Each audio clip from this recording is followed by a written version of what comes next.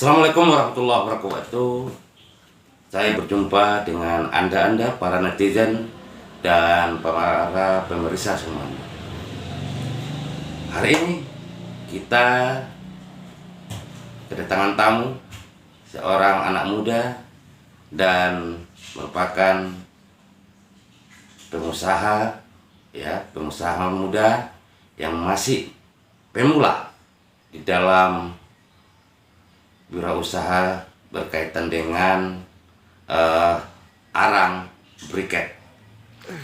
Beliau ini melakukan usahanya tersebut itu di Desa Tabuyung, Kecamatan Moroteng Gadis, Kabupaten Mandailing Natal. Dia bernama Faris Ulhaq Lubis yang tinggal di Batu Ruso, Desa Tabuyung.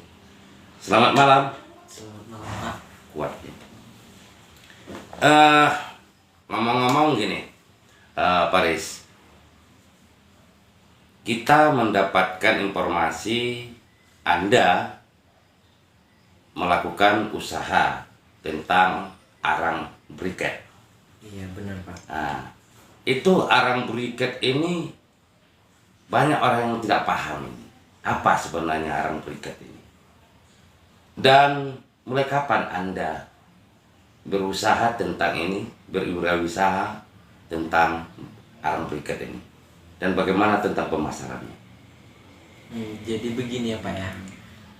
Saya mulai berusaha di dalam bidang briket ini udah 3 bulan yang lalu, baru ini ya kan. Dan arang briket ini dia itu dari tempurung kelapa yang diolah, dipanggang, habis itu dijadiin arang tempurung, habis itu kita giling lagi, habis digiling dia dijadikan tepung, habis penepungan baru kita bentuk dia jadi arang briket yang misalnya ada yang bentuk kotak, dan itu tergantung selera konsumennya gitu, Pak. Dan keunggulan dari arang briket ini banyak. Dari segi kualitas, misalnya ketahanan dari misalnya lama ininya. Produknya itu ya. Iya, benar. Produknya itu dia itu dibandingkan dengan arang kayu. Ya. Arang kayu ini cuman kalau kita bakar itu cuman sebentar udah habis gitu. Ya. Kalau dia arang briket ini kita bakar 2 kali lipat lebih lama daripada arang-arang yang biasa gitu. Dan juga arang ini dia itu kalau arang briket ini arang yang berkualitas ekspor dia. Oh. Dan juga arang briket ini kalau misalnya kita bakar arang briket ini, dia itu asapnya sedikit, asapnya mungkin nggak kelihatan lah gitu. Kalau misalnya kita mau bakar ikan, mau barbekyuan gitu ya kan, itu dia itu nggak akan, panggangan kita itu nggak akan bau asap gitu. Nah, oke. Mulai artinya 3 bulan yang lalu Anda melakukan usaha itu. Lantas apa yang memotivasi Anda membuat usaha tersebut? Yang memotivasi saya itu begini ya, Pak ya. Kita kan di daerah perkampungan. Dan di sana kalau dikatakan bahan baku dari batok kelapa itu banyak sekali, dan itu tidak dimanfaatkan oleh masyarakat gitu. Dan di situ juga kenapa kita sebagai anak muda nggak mengambil kesempatan itu ya kan.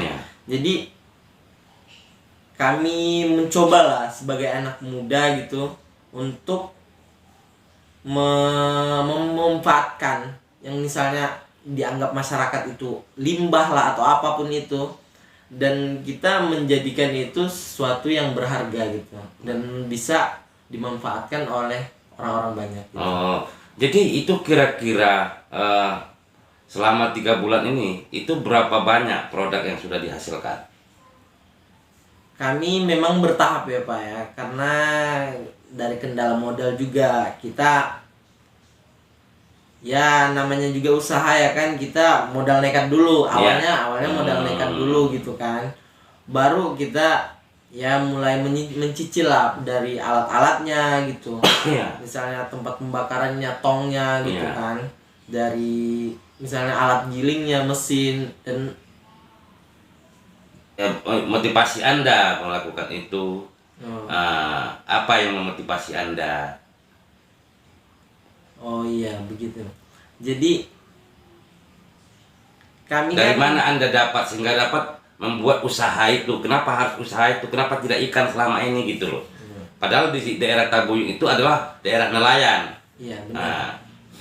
Dan di sini juga kan, di pesisir itu kan rata-rata orang banyak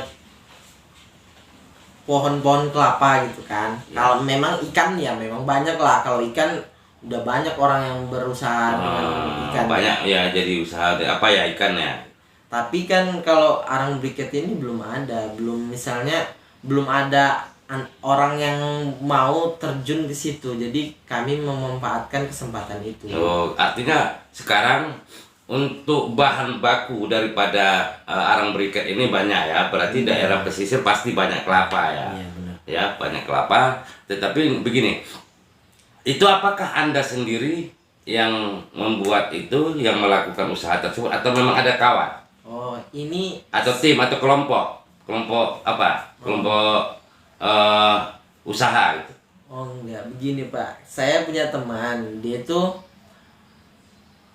kerja tapi udah bosen dengan kerjaannya sendiri ya kan. Jadi dia ngajak lah, gimana kita kalau bikin usaha sendiri katanya gitu. Boleh itu. Terus dia munculin ide. Kan di sana kan banyak batok kelapa gitu. Dan di sana juga orang nggak memanfaatkan itu. Kenapa kita nggak memanfaatkan katanya. Oh iya juga. Ya udah datang ke sini. Habis itu udah itu langsung kami eksekusi kan, dari awal-awalnya, dari pembuatan pembelian alat-alat ya. Iya, pembelian alat-alat. Terus bahan bakunya juga kami beli. Dibeli bahan bakunya kepada masyarakat. Iya, kepada masyarakat. Iya. Dan kami membeli dari masyarakat itu ya dengan harga yang mungkin terjangkau bagi kami lah gitu. Itu kira-kira harganya berapa? Kalau kami beli dari masyarakat itu karena kami pemula, kami mematokkan harga itu di 500. Kalau di batoknya, batok kelapanya. Bahan baku ya. Iya. Itu sekitar 500 sampai 1000 lah. Per kilo. Oh, per kilo. Artinya dari berapa biji ya hasil daripada bahan baku itu, berapa biji setelah diolah? Berapa 1 kilo? Berapa biji batok kelapa? Kalau biji batoknya itu kita nggak tahu ya. Tapi kalau misalnya kalau kita panggang, kalau kita panggang batok kelapa itu di ukuran 5 kilo, itu bakalan menjadi arang yang 1 kilo gitu. 1 kilo. Kadang kan kalau misalnya kalau bijinya kita nggak tahu. Kadang kan ada yang besar, ada yang kecil. Jadi nggak mematokkan bijinya gitu. Tapi mengatokkan di mana itu harus beratnya. Misalnya kita memanggang 5 kilo, terus jadi arang 1 kilo begitu. Oh gitu ya. Jadi selama ini artinya klien itu dengan modal nekat ya, dengan modal nekat berarti artinya selama ini hanya belum pabrik yang permanen ya, tetapi manual ya, masih manual, sistem manual dalam memproduk itu, yang produksi daripada arang tadi ya, arang briket itu. Lantas sekarang yang kendala yang kalian hadapi apa kira-kira? Kendalanya pertama ini di dalam bidang pemasaran sih. Oh, pemasaran. Terakhirnya sih dalam bidang pemasaran. Tapi kalau misalnya kendala dari awal memang banyak ya kan, namanya juga kita memulai usaha kan. Semuanya pasti ada kendala gitu kan. Dari awal lah, misalnya kita awal-awal pencarian barang-barang lah. Kalau misalnya kayak drum tempat pembakaran itu nyicil dari satu-satu. Misalnya kan drum ini kita ada tempat pembelinya, tapi harus ditunggu dulu gitu. Jadi ya disitulah menghabiskan waktu gitu kan. Terus awalnya menggiling arang itu kami buat pertamanya itu dengan cara menumbuk gitu kan. Tapi dengan cara menumbuk itu kayaknya kurang efisien gitu. Efisien ya. Jadi setelah itu kami beli mesin penggiling tepung, jadi memudahkan kami lah. Dari itu setelah dibakar digiling masukkan ya. Digiling, habis digiling jadi tepung dia, habis itu baru diolah, dicampur dengan tepung kanji yang udah masak, baru jadi derekat. Habis itu baru dicetak, terus dijemur. Kalau masih proses manualnya kayak gitu kan. Manual. Lantas sekarang kendala pemasaran di mana? Kendala pemasaran. Oh gini, kendala pemasarannya gini. Masyarakat kan belum tahu ini arang briket gitu. Yang tahu masyarakat itu kan cuman arang batok gitu kan, arang kayu. Gitu. Dan mereka kalau misalnya diedukasi tentang arang briket ini, mereka mengatakan, lebih baik ini, lebih banyak katanya. Dan mereka tidak tahu kualitas daripada beda arang batok dengan arang briket ini ya. Iya, jadi mereka menolak mentah-mentah gitu. Sedangkan kalau dari segi kualitas, arang briket ini lebih berkualitas. Jauh. Selama ini kan apakah sudah ada yang terjual daripada produknya? Oh, inilah kendala kami ini. Ya itulah. Soalnya kan kami udah keliling juga. Kami udah pergi ke Sibolga, terus Sidimpuan juga. Iya. Dan di situ kami tidak menjual, kami sistem nitip gitu kan. Dan mereka bilang gini, coba. Dan pedagang itu bilang, kami ngambil yang ini aja gitu. Kenapa? Kan kami udah jelaskan dari segi kualitas, dari segi manfaat gitu kan. Tapi mereka bilangnya kayak kami ini kayak sales, sedangkan kami punya ini gitu kan. Kami punya produk sendiri kan, kami menawarkan, dan mereka menolak mentah-mentah gitu. Oke. Kan berarti kendalanya di dalam bidang pemasaran. Dan hal ini pernah tidak istilahnya pemerintahan setempat atau pemerintahan daerah kalian datangi, memohon misalnya ke Dinas Perdagangan Kabupaten Mandailing Natal bagaimana memasarkan daripada usaha kalian, produk kalian ini? Kalau dari segi pemerintah belum ada sih. Belum ada ya. Tapi mudah-mudahan pemerintah melihat kami lah yang pengusaha pemula ini kan, supaya dibimbing gitu kan. Iya.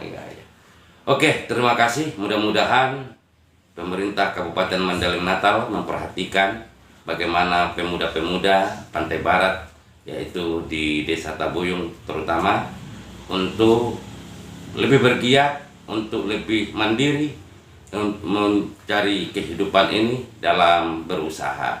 Maka ini juga saya secara pribadi juga memohon kepada pemerintah Kabupaten Mandailing Natal agar lebih memperhatikan bila mana ada pemuda-pemuda di sana ingin berusaha, mohonlah diperhatikan, diberikan atensi yang setinggi-tingginya sehingga mereka memiliki usaha yang bagus, bisa mandiri dan tidak mengharapkan yang lain-lain, tetapi bagaimana konteksnya mensejahterakan masyarakat daerah Pantai Barat Mandailing Natal umumnya. Terima kasih. Bisikum bitaqallah. Assalamualaikum warahmatullahi wabarakatuh.